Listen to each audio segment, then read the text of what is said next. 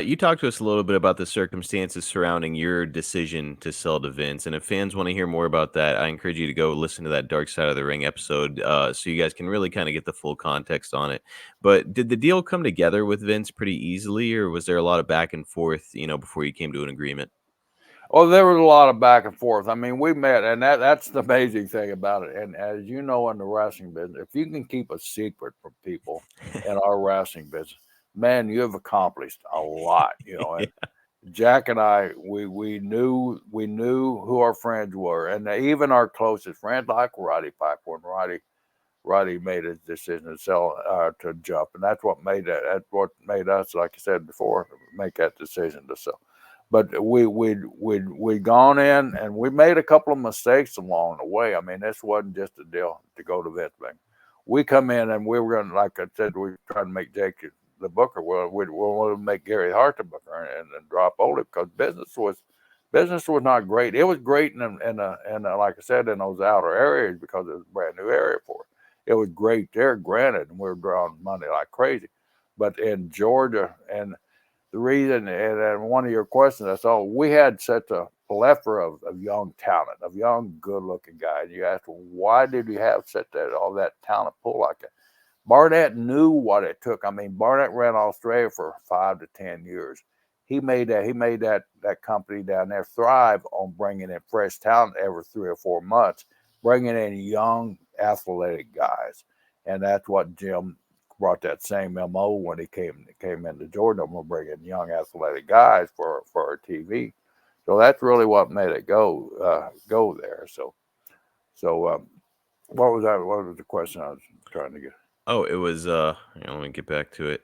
It was the deal. It came together fairly Oh yeah. easily. So it wasn't an easy deal. Even when we finally made the call, and the unique thing about it, we called Vince from Jimmy Crockett Jr.'s office because Roddy Piper had been hurt. And Roddy kept saying Roddy Piper was a dear friend of ours.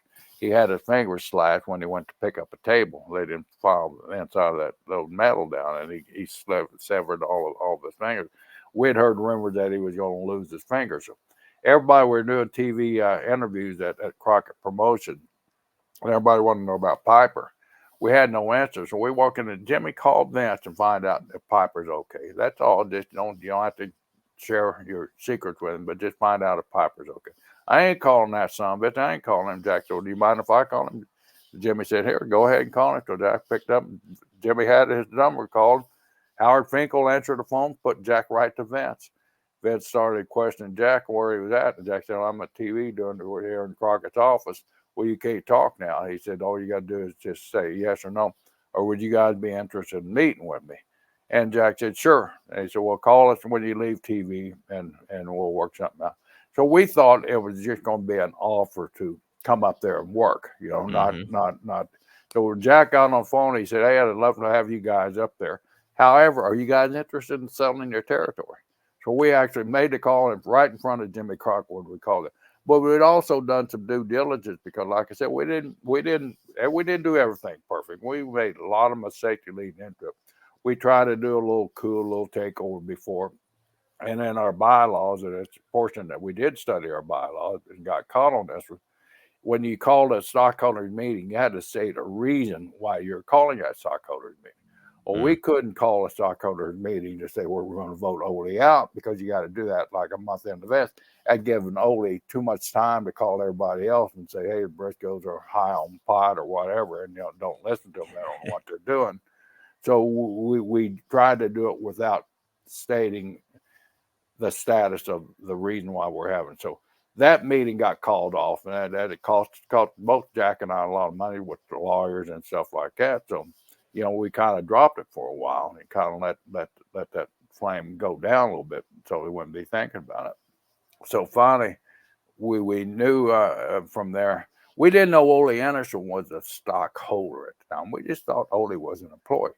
Ole, and that's what really saved us. So because when we made the sell, the big deal was it wasn't offered to anybody else, but we'd read those stockholder bylaws when we made the mistake about not calling it, and it said in there that before you can sell your stock, you got to offer it to a existing stockholder. And so as we're going along, all of a sudden we find out Ole Anderson owned 8-10% of the territory. He bought it from Bill Watts. And I talked to Bill Watts not long ago, right before this dark side thing come on. And I think Bill, I said, Bill, if it hadn't been for you, that whole deal would have blown up right in our face again. And so he said, well, you're welcome. So anyway, when we found out that, we offered Jimmy Crockett, we offered it to Barnett, we offered it to an existing stockholder, we offered it to his business partner, Jim Oates, and we offered it to Paul Jones. 3 guys that we knew that wouldn't buy it. So we fulfilled our obligation of pursuing an insider stock sale, and it didn't go through. So then that opened us up to sell. We went to Jimmy Crockett, went to Joe and Elliot Murnick and Carl Murnick, who was running Virginia and Richmond, Raleigh for Crockett. Offered them the same deal, would you be willing? And they well, let us check it out. So they would call Ole, they're wanting too much money for it. It's not worth that. It's not worth it. That was always it. It's not worth that kind of money if they're offering. They're trying to rip you guys off. One more. Why are you hanging on to them? How are you making all this money? So anyway, we finally made that. We left TV. We called Crockett. He said, when you guys are, I called Vince, when you guys are off, and Jack looked at the calendar. We're off next Thursday. He said, how about I fly you up to New York and we sit down, we talk about it, and it'll be 100% private. Nobody will know it. You and I ever talked to. We agreed to meet with Vince up there. So that's how we went up to Vince. Went up to New York, met in LaGuardia Airport, one of the little Delta or Eastern at the time executive rooms that they used to rent out for meetings and everything. Met in there for a couple hours. Really liked Vince and what he had to say and his vision on the business, because he kind of laid out his vision of the business, which is really some of the same stuff that he was laying out with what Jack and I visualized in our mind too. So we knew that if we sold, we were selling to a guy that kind of had the like vision of what we thought the business should be eventually.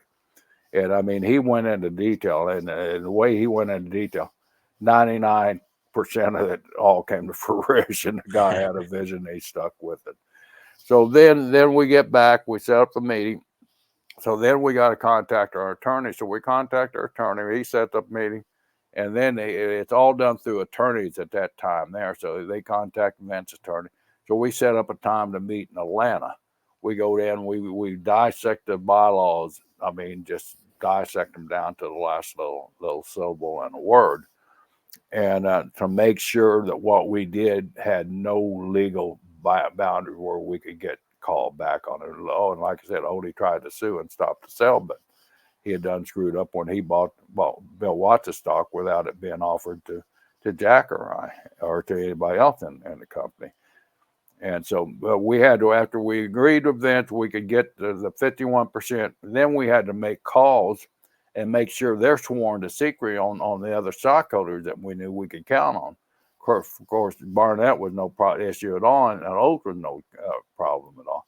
The big deal would come to Paul Jones, the old school promoter there that had been the figurehead promoter there forever. And so we got to Paul, and Paul was a former college athlete, and his wife a former collegiate athlete also. She really liked Jack and I. I mean, the Joan, because of our college background, our athletic background, and because she really respected us and liked us. And they weren't making any money. I mean, it had been years since they'd seen a dividend check. And we're getting to the point here now where Ole, by his own admission, business was sucking, and we couldn't bring in the quality of talent that we were able to bring in before the stars from other places where we're going. So we were having to depend on our own talent. That's why Tommy Rich got so hot, because we had to focus on Tommy Rich and build him to be a star. So we weren't really making it. Been, like I said, it had been years since the Joneses had any deal. So we got their proxy. So that hit it, man. That hit us well over 50, and I think even like 61% we had it at now. So we knew even if one guy had dropped out, we'd still have the 51%. As long as Jones just didn't drop out, we'd be cool on it. So they agreed to it. Then we sat down in hours and hours, and I got to tell you, Linda McMahon was the best negotiator I ever sat across the table with. She was the one really doing the negotiation. And Vince Wow. kind of sat there and just shook his head and said, yeah, whatever she said. So it was really Linda who did the negotiation for her. But the bottom line is we were able to contact all these people, do all this legwork, fly in and out of Atlanta 3 or 4 times with Vince and Linda, and nobody. I mean, nowadays, you couldn't get by with you. That I don't know how you could do it, but nobody in the business knew what was coming down, and that's what I think I'm most proud of, that we were able to keep that so under the table for a period of probably 6 to 7 months before we made the deal. Man, you said it earlier in the podcast. This is a tough business to keep a secret in. So, well done, especially a secret that big. Holy smokes, incredible. Uh, Now, did you know before Vince came on the TV and made his infamous appearance on WTBS that was part of his plan? Well, we knew what it was. We knew what his plan was because we, sitting there during negotiation, we're laying out. I mean, he's laying out his plan, and we gained his confidence. Where, of course, he knew we had everything to lose, and if it would have got out, we would have been more mincemeat than he would have been. I mean, the NWA was our bread and butter, and our stock. We own part of Florida, and we own part of Georgia. Through just blessings that had the cash at the time it was available, and we were able to jump on it. But he laid out his vision, how he wanted to go nationwide and everything. And we helped him. George Scott was the first booker. We called George Scott from our final meeting there, and we helped him. We helped him sign George Scott on. He was wanting Gordon Soley so bad, and Gordon, I gotta give Gordon credit. He was loyal to the NWA and loyal to Georgia Championship, and Gordon said, "No, I'm not going to do it."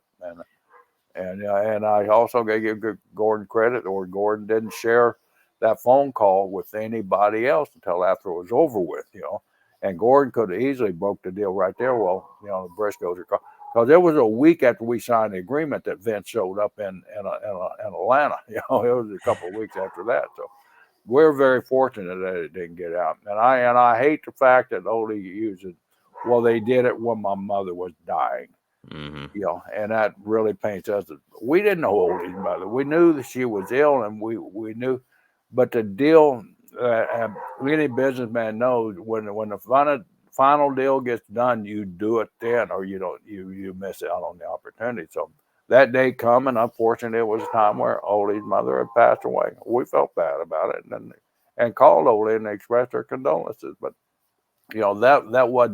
that wasn't meant to be the timing or anything that we did. It just coincided with an unfortunate date. Yeah, it's unfortunate that he lost a member of his family, but here you and Jack, who've invested money yourselves, and you guys are trying to take care of your families. Exactly. So yeah, you've got to do what you've got to do.